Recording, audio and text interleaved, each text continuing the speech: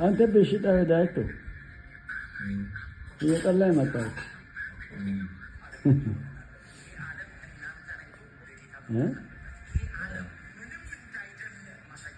እንዴት ነው? ሁሉ ሰላም ነው? ሰላም ነው። ህይወት እንዴት ነው? አማን ጥሩ ነው። አሜን። እንዴት ነው ኖሮ? አሜሪካ ተመችተዋል? እግዚአብሔር ይመስገን ደስ ይላል። አየሩንም እየለመድን ጥሩ ነው። በጣም ደስ ይላል።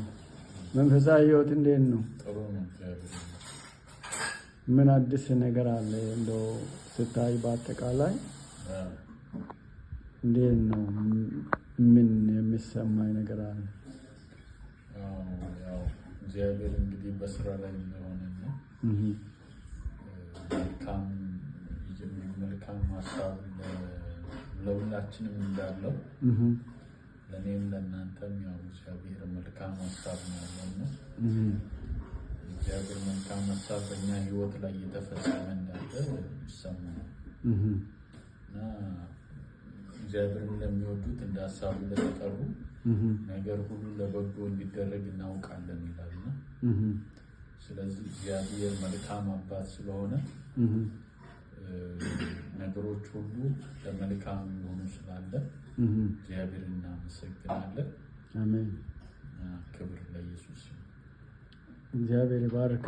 ሌላ እንደው አንድ ጥያቄ በድንገት ልጠይቅና በቀጣይ እንደው ጉዞ ምን እቅድ ምን ዓላማ አለ? ከመንፈሳዊም አንፃር በዚህ በቁሳዊ ዓለምን በስጋያውም በሁለቱም መንገድ ምን የምታስበው ነገር አለ? እኛ የራሴን ሚኒስትሪ መጀመር እፈልጋለሁ። የወንጌል አገልግሎት እሱ ያው የማይቀር ነገር ነው። ሐዋሳ ላይ ያው ሲዳማ ክልል ላይ ያው ጎዳና ላይ ፕሪች በማድረግ ነው የምታወቀው። ያንን አገልግሎት እዚሁ አሜሪካ ላይ መቀጠል እፈልጋለሁ። በተጨማሪም እግዚአብሔር በትርፍ ጊዜ ደግሞ ስራ መስራት የተለያዩ ስራዎችን ቢዝነሶችን ያው የመስራት ፕላን አለኝ። እግዚአብሔር ከረዳኝ ከሆስፒታሎች ጋር ከተለያዩ ካምፓኒዎች ጋር ልዩ ልዩ ቢዝነሶችን የመስራት ፕላን አለኝ። እነዚህ አሁን ያሰብካቸው ሁለቱ መሰረታዊ ነገሮች ከመንፈሳዊውም ከቁሳዊውም አንፃር ያው እንዳልከውም አንተ አፈር ነህና ወደ አፈር እስክትመለስ ድረስ ጥሬ ግሬ ብላ ብሏል እግዚአብሔር ቃል። ያው እንደምታውቀው ሐዋርያ ጳውሎስ ድንኳንን እየሰፋ ያገለግል ነበር ወንጌልና ከእናንተ ምንም አልጠየቅኩም፣ ምክንያቱም መውሰድ እንደሚገባኝ አውቃለሁ፣ ግን ለሌላው መልካም ምሳሌ ለመሆን እየሰራሁ ወንጌልን ደግሞ አገለግላለሁ የሚል ነገር መልእክትም እንዳስተላለፈ ቃል ውስጥ ሰምቻለሁ፣ አይቼዋለሁ። ከዛም ባሻገር ደግሞ መንፈሳዊ ነገር ስኬት ደግሞ ተግባራዊ እንዲሆን እንዴት ሆኖ እነዚህ ሁለቱ መሰረታዊ ጉዳዮች እንዲሳካ ምን ካንተ ይጠበቃል? ያው በመጀመሪያ ደረጃ በእግዚአብሔር ፊት መጸለይ፣ ሁሉም ነገር የሚያሳካው እግዚአብሔር ከኛ የሚጠበቀው በጸሎት መትጋት ነው። ፊቱ መቆየት ነው። የእግዚአብሔርን ቃል ማንበብና ማጥናት ነው።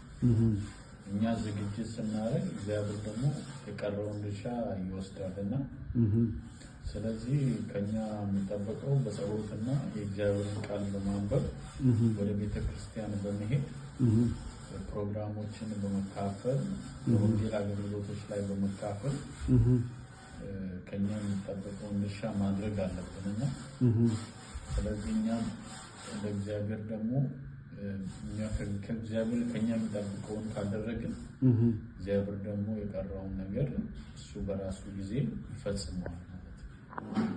እሺ መጨረሻ አንድ ጥያቄ ልጠይቅና እንደው እኛ እንደ ወላጆች ምን ማድረግ አለብን ብለህ ታስባለህ? ከገዛም አንፃር ከራሳችን አጠቃላይ እንደው ከኛ የሚጠብቀው ነገር ወይም እንደው የምታስተላልፈው ነገር ካለ አንድ እሱ ነው። ሁለተኛ ደግሞ ይሄንን ምናልባት በድንገት እንደው ዝም ብዬ ቤት ቁጭ ብለን እንትን ያደረኩትና ምን የምታስተላልፈው ነገር አለ ለሌሎቹ ማለት ነው እንደው ትምህርት እንዲሆን? ቤተሰብ እንግዲህ አንዱ የሚያገዛው በጸሎት ነው። ቤተሰብ እንግዲህ እግዚአብሔር የፈጠረው ተቋም ስለሆነ ያው ቤተሰብ በጸሎት ነው የሚረዳው እና ሌላ እንግዲህ አብረን ከቤተሰብ ጋር ሌላውን ነገር እንወጣለን። ያው አንድ ላይ እስካለን ድረስ ቤተሰብ ማለት ያው እግዚአብሔር የፈጠረው ተቋም ስለሆነ በአንድነት የሚደረግ ነገር ነው። ዋናው በጸሎት መደጋገፍ ነው እና የቀረውን ደግሞ እግዚአብሔር ያሳካልና እና ራዕይ የሌለው ህዝብ መረን ነው ይላል መጽሐፍ ቅዱስና ስለዚህ ራዕይ ደግሞ ያስፈልጋል። ቤተሰብ ውስጥ ሆነ ቤተክርስቲያን የትም ቦታ ቢሆን ስራም ቦታ ቢሆን የትም ቦታ ቢሆን ራዕይ ያስፈልጋልና ለዛ ራዕያችን ደግሞ ያው ዋጋ መክፈልና ትልቅ ትጋት ያስፈልጋል ብዬ አስባለሁና አለመሰላቸት። አሁን ብዙ ጊዜ ብዙዎች የሆነ ነገር ጀምረው ፌል ሲያደርግባቸው ይሰላቻሉ እና ተሰላችተው ወደ ኋላ ባክ ያደርጋሉና ግን አለመሰላቸት የሚባለው ሀሳብ በጣም ጥሩ ነውና ዲስከሬጅድ አለመሆን። ብዙ ጊዜ እኛ የሆነ ነገር ሰርተን ሲያቅተን ዲስከሬጅድ እንሆናለንና ግን ኮንሲስተንትሊ ያንን ነገር ከሰራ ነው ወደ ስኬት እንደምንመጣ እርግጠኛ መሆን ይቻላል። አይ መልካም እንግዲህ በአሁኑ ሰዓት በእርግጥ ቤት ሆነን በድንገት ነው እችን ነገር የቀረስኩትና በቀጣይ ደግሞ ላይቭ ስትሪም የራሴ ፕሮግራም ስላለኝ በተለይ ፌስቡክ ላይ በስፋት ደግሞ በደንብ አድምተን ደግሞ ጌታ ቢፈቅድ በህይወት ብንኖር እናወራለን።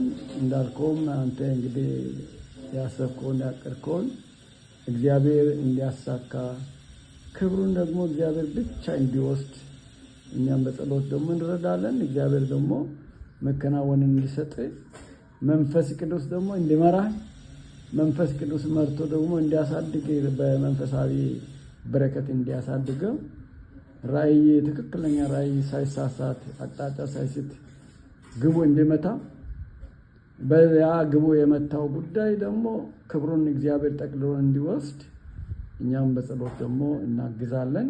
ጠላት እንዳይቀም ጭንገፋና ሽንገላ መንፈስ እንዳይኖር እኛም ደግሞ በተለይ በጸሎት እንዳልከው እና በቃል እየተጋን እገዛ እናደርጋለን። እናንተም እንደተናገርከው በቃሉና በጸሎት ደግሞ ትጉ መሆን ያስፈልጋል። እግዚአብሔር አምላክ እንግዲህ መከናወንን እሱ ይስጥ፣ እኛንም ደግሞ እግዚአብሔር ይርዳን። እንግዲህ አንተን እንድንረዳ ሌሎችንም ራዕይ ያላቸውን እንድናግዛቸው በጸሎት በተለይ እና ባለን አቅም እግዚአብሔር እሱ አምላክ ይርዳን። ስለ ሁሉ ነገር እግዚአብሔር ስሙ ይባረክና አመሰግናለሁ። ሌላ ጊዜ በስፋት ደግሞ በዚህ ቃለ መጠየቅ በደንብ ደግሞ እናወራለን። ስለዚህ ጸልይ፣ ተዘጋጅበት፣ ተባረክ። እግዚአብሔር ከሁላችን ጋር ይሁን። ኢየሱስ ጌታ ነው። ፍቅር ያሸንፋል። አሜን አሜን። እንደ እግዚአብሔር ያለ ማንም የለም።